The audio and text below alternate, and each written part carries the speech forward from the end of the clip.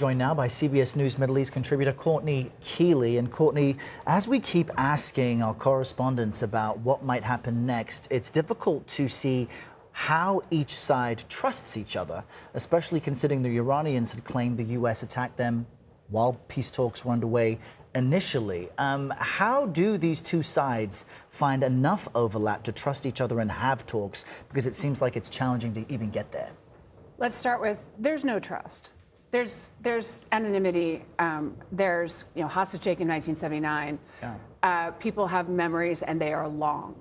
And with Khamenei killed on the first day, you had this new construct of the Iranian Revolutionary Guard, more militarized. And the head of the Iranian Revolutionary Guard is a known terrorist. So they are negotiating with people that have been against the existence of Israel and against, it's been death to the U.S., the great Satan. And you have to also, you cannot ignore Lebanon. You cannot ignore Hezbollah. You cannot ignore Israel going in and taking ground again after all these years since 2000. So you have this Iranian Revolutionary Guard. You've got the foreign minister, who we always see going to the talks about Sarachi. There's a little factionalization, a little fissures, but the ultimate idea of this revolution for this Islamic Republic stays. So Iran has said recently that they're still miles apart from the U.S. We don't even know if they're going to show up at these peace talks.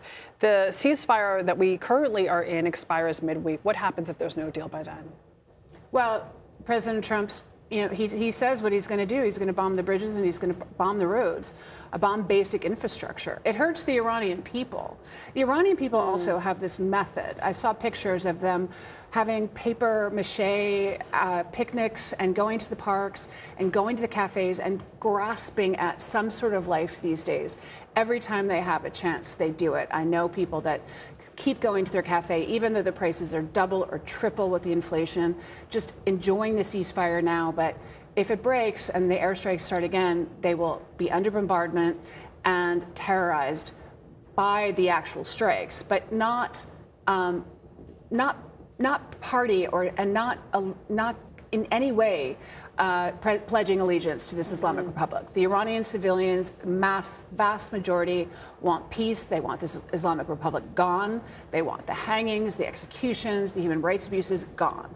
But the regime has dug in, and they have tentacles all over the country. Do we have a sense of how, I know there's no polling right now, but what the feel is from Iranian civilians? I mean, they're under threat of the U.S. destroying their infrastructure. This is going to hurt them, right? This is going to hurt the military, but it's also going to hurt everyday Iranians. At the beginning of this, the president was saying to the Iranian people, rise up, we're here to help you. And now we're not hearing that anymore. And in fact, they're going to be negatively impacted by what the president is threatening is going to be a wider strikes. Right, and we're seeing an uptick in executions, and Amnesty Iran is talking about this, and human rights are talking about this, that they're going after the people to silence them. They've cut their internet.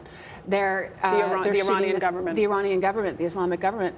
They've killed people in the streets. There was a massacre in January. Do Iranians feel the U.S. has their back? Or the average people, or do they feel that they're just pawns in this larger conflict? There's hope, and there's dismay, and there's fear, and it's all mixed together, but they want the regime gone. It's one-dimensional. It's 80% of them or more.